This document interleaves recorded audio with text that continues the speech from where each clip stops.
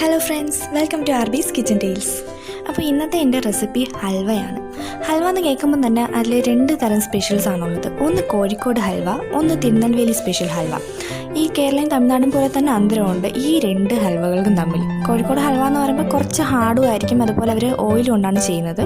തിരുനെൽവേലി ഹൽവയാണെങ്കിൽ നല്ല സോഫ്റ്റുമാണ്, അതുപോലെ അവർ പ്യുവർലി നെയ്യ് കൊണ്ടാണ് ചെയ്തെടുക്കുന്നത്. നല്ല വായിലിട്ടാൽ തന്നെ അലിഞ്ഞു പോകുന്ന രീതിയിലാണുള്ളത്. അപ്പോൾ ഞാനിന്ന് ചെയ്യാൻ പോകുന്നത് തിരുനെൽവേലി സ്പെഷ്യൽ ഹൽവ തന്നെയാണ്. ഒരു സിമ്പിൾ മെത്തേഡിലാണ് ഞാൻ ചെയ്തെടുക്കുന്നത്. അപ്പോൾ നമുക്ക് വീഡിയോയിലോട്ട് പോവാം.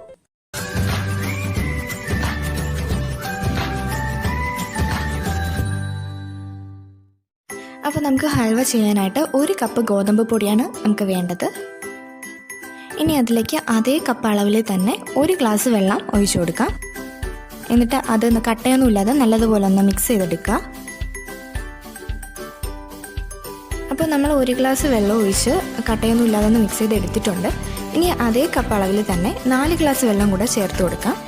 അപ്പോൾ നമ്മൾ ടോട്ടൽ 5 ഗ്ലാസ് വെള്ളമാണ് ഒഴിച്ചു കൊടുത്തത്. അപ്പോൾ ഇതാണ് അതിൻ്റെ ഒരു കറക്റ്റ് അളവെന്ന് പറയാൻ.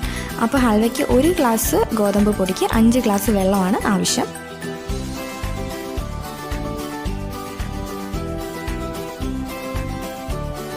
അപ്പോൾ ഹൽവ ചെയ്തെടുക്കാനായിട്ട് നമുക്ക് 2.5 ഗ്ലാസ് പഞ്ചസാരയാണ് ആവശ്യം. ഞാനിവിടെ 2ആയിട്ട് മാറ്റിയിട്ടുണ്ട്. അതായത് വലിയ ബൗളിൽ 2 ഗ്ലാസ് പഞ്ചസാരയും ചെറിയ ബൗളിൽ 1/2 ഗ്ലാസ് പഞ്ചസാരയും. ഈ 1/2 ഗ്ലാസ് പഞ്ചസാര എന്ന് പറഞ്ഞാൽ നമ്മൾ കാരമലൈസ് ചെയ്താണ് ചേർത്ത് കൊടുക്കുന്നത്.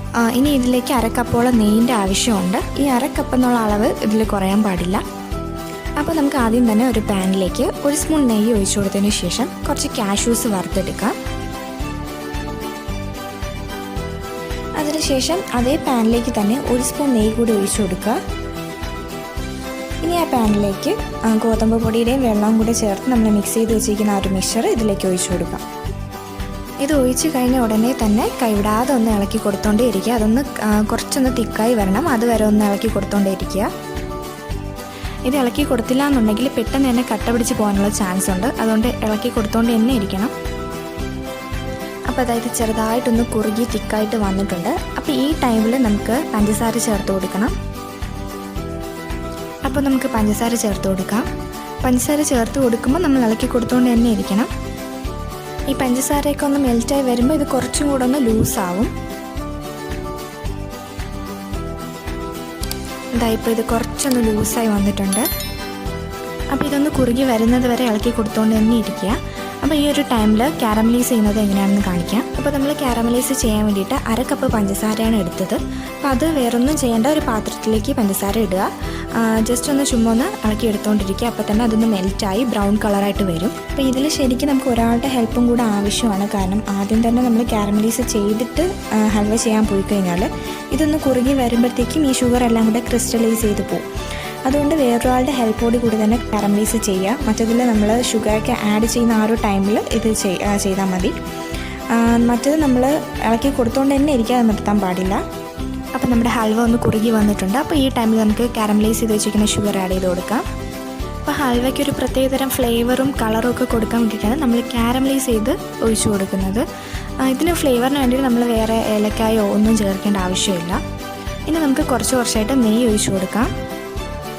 ഇനി നമുക്ക് ഈ 1/2 കപ്പ് നെയ്യും ഓരോ സ്റ്റെപ്പായിട്ട് ഇടയ്ക്കിടയ്ക്കായിട്ട് ഒഴിച്ചു കൊടുത്തുകൊണ്ടിരിക്കണം. അപ്പോൾ ഇത് ചെയ്തെടുക്കാനായിട്ട് 1/2 കപ്പ് നെയ്യ് അത്യാവശ്യമാണ്. നിങ്ങൾക്കിനി വേണമെങ്കിൽ 1 കപ്പ് നെയ്യൊക്കെ നിങ്ങൾക്ക് യൂസ് ചെയ്യാം, കുറച്ചും കൂടെ ടേസ്റ്റ് ആയിരിക്കും. ഇപ്പോൾ അതായത് കുറച്ചൊന്ന് കുറുകി വന്നിട്ടുണ്ട്. അപ്പോൾ ഈ ടൈമിൽ നമുക്കൊരു പിഞ്ച് ഉപ്പിട്ട് കൊടുക്കാം. ഈ സ്വീറ്റൊക്കെ ഒന്ന് ബാലൻസ് ചെയ്യാൻ വേണ്ടിയിട്ടാണ്. ഇനി ഇടയ്ക്കിടയ്ക്കായിട്ട് നെയ്യ് ഒഴിച്ചു കൊടുത്തുകൊണ്ട് തന്നെ ഇരിക്കുക. ഈ ഒരു ഹൽവ ചെയ്തെടുക്കാനായിട്ട് ഒരുപാട് മെത്തേഡുണ്ട്, പക്ഷേ എനിക്ക് സിമ്പിളായിട്ട് തോന്നിയ ഈ ഒരു മെത്തേഡാണ്. അതുപോലെ നിങ്ങൾ ചെയ്ത് നോക്കി അറിയാം, ഫസ്റ്റ് അറ്റംപ്റ്റിൽ തന്നെ നിങ്ങൾക്കിത് സക്സസ് ആവും, ഫ്ലോപ്പ് ആവില്ല, ഷുവറാണ്. ഇതായിപ്പോൾ നല്ല തിക്കായിട്ട് സൈഡിൽ നിന്നൊക്കെ വിട്ട് വരുന്നുണ്ട്. ഇനി നമുക്ക് കുറച്ചുകൂടെ നെയ്യ് ഒഴിച്ചു കൊടുക്കാം. ഈ നെയ്യ് ഒഴിച്ചു കൊടുക്കും തോറും അത് സൈഡിൽ നിന്നൊക്കെ നല്ലതുപോലെയൊക്കെ വിട്ട് വരും. അപ്പോൾ നമ്മുടെ ഹൽവ ഏകദേശമൊക്കെ റെഡിയായി വന്നിട്ടുണ്ട്. അപ്പോൾ നമുക്ക് ലാസ്റ്റ് സ്റ്റെപ്പായിട്ട് ആദ്യം തന്നെ ഫ്രൈ ചെയ്ത് വെച്ചിരിക്കുന്ന കാഷ്യൂസ് ഇട്ട് കൊടുക്കാം.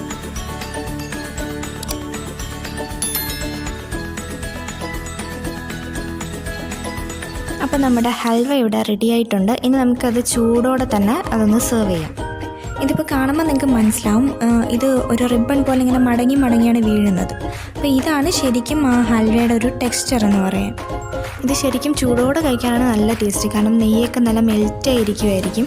കുറച്ച് തണുക്കുമ്പോഴത്തേക്കും അതിൻ്റെ പുറത്ത് ഈ നെയ്യൊക്കെ ഇങ്ങനെ കട്ട പിടിച്ചൊക്കെ ഇരിക്കും. അതിനേക്കാളും ചൂടോടെ കഴിക്കുമ്പോൾ നല്ല ടേസ്റ്റാണ്. അപ്പോൾ നിങ്ങൾ എന്തായാലും ഇതൊന്ന് ട്രൈ ചെയ്ത് നോക്കുക. സിമ്പിളായിട്ട് ചെയ്തെടുക്കാൻ പറ്റും. അതുപോലെ ഇതിൻ്റെ ടേസ്റ്റ് നിങ്ങൾ അത് കഴിച്ചാൽ മാത്രമേ നിങ്ങൾക്കത് മനസ്സിലാവും ഇതിൻ്റെ ടേസ്റ്റ് എത്രത്തോളം നല്ലതാണെന്നുള്ളത്. അതുകൊണ്ട് എന്തായാലും ഇതൊന്ന് ട്രൈ ചെയ്ത് നോക്കുക.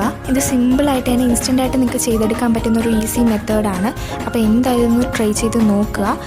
ഈ വീഡിയോ ഇഷ്ടപ്പെട്ടിട്ടുണ്ടെങ്കിൽ ലൈക്ക് ചെയ്യാനും ഷെയർ ചെയ്യാനൊന്നും മറക്കരുത്. അതുപോലെ സബ്സ്ക്രൈബ് ചെയ്യാത്തവരുണ്ടെങ്കിൽ please do subscribe. Thanks for watching.